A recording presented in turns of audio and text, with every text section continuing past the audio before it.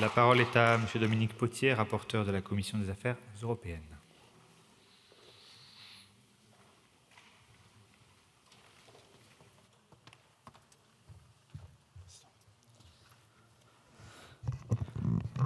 Monsieur le Président, Monsieur le Ministre, Madame la rapporteure, mes chers collègues, nous sommes à un moment de bascule, celui du choix entre la logique trumpiste qui érige la violence et les rapports de force en règle dans la vie publique et dans les rapports entre les nations, ou celui du partage, celui de la coopération. Nous devons choisir une compétition mortifère où nous devons opter et conserver une Union européenne fondée sur la coopération. Cette coopération, elle suppose des normes. Les normes, dire ce qui est normal, c'est faire la justice, c'est faire le droit.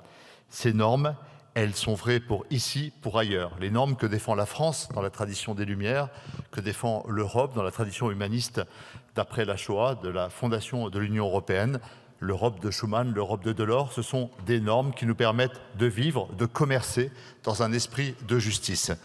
Il est devenu commun aujourd'hui de critiquer ces normes. Elles doivent toujours être simplifiées, elles doivent être mises en œuvre avec efficacité, avec souplesse, fluidité, avec humanité.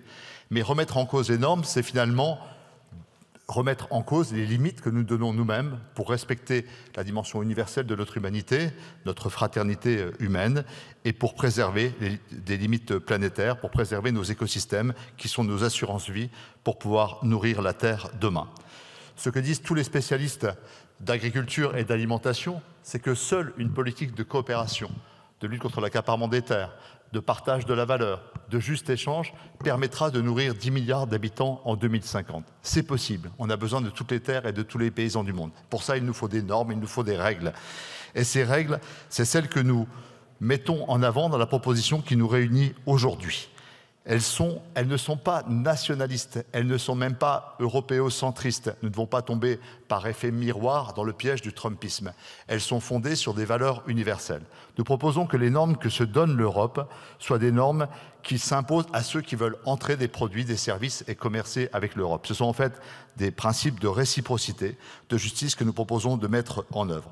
Non seulement nous proposons dans cette proposition de résolution européenne de redire à nouveau avec force, avec clarté et sans ambiguïté notre opposition à toute cession du processus d'adoption du Mercosur afin que les parlements et les nations aient le dernier mot au regard du caractère politique et de la charge écologique et de l'importance sur les droits humains que représente le Mercosur, mais nous proposons d'introduire 5 réformes qui, au-delà du Mercosur, et pour le commerce déjà existant et pour d'autres commerces avec d'autres continents, soit deviennent des règles universelles que porterait l'Europe. Elles concernent bien sûr le principe de zéro tolérance d'admission dans les produits qui rentrent sur notre terre sur les terres européennes par rapport aux pesticides.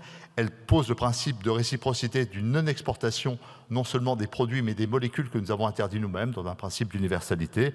Elle propose une harmonisation qui est très attendue par nos agriculteurs des principes, des règles européennes en matière sanitaire et environnementale. Enfin, elle propose une réforme du règlement 1169-2011 de l'INCO afin de pouvoir identifier plus largement les origines territoriales de nos produits, que ce soit par région, par terroir ou même à l'échelle européenne. Mais la mesure forte que nous proposons aujourd'hui, c'est celle de véritables mesures miroirs. Il y a 2 sortes de mesures miroirs. Les mesures miroirs aux alouettes, qui sont une forme d'illusion, de fiction, qui encouragent certains, parmi les plus libéraux, finalement à justifier une extension infinie du commerce mondial. Nous devons nous méfier de cette illusion. Et puis il y a de vraies mesures miroirs. Et c'est le travail qu'avec humilité, avec force, le groupe socialiste a fait de déterminer quelle pourrait être l'effectivité des mesures miroirs. C'est l'origine de notre proposition, c'est la commission d'enquête sur le manque d'efficacité des politiques en matière de réduction des pesticides.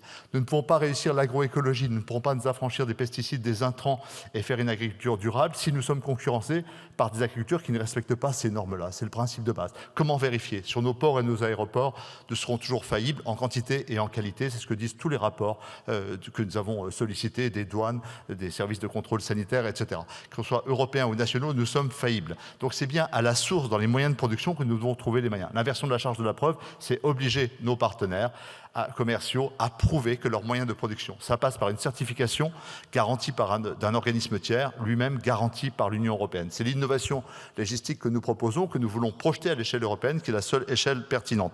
C'est un acte finalement d'amour aux paysanneries de nos territoires, c'est pour moi celle du Toulois, du Saintois, celle de la Lorraine, celle de la Bretagne, de l'Occitanie, mais c'est surtout un acte d'amour aux paysans du monde, car nous défendons ici un principe de réciprocité, de fraternité, d'égalité, de juste commerce, de juste échange, qui seuls peuvent être le garant d'une alimentation sûre et durable, qui est un des facteurs de paix dans le monde. Je vous remercie. Merci.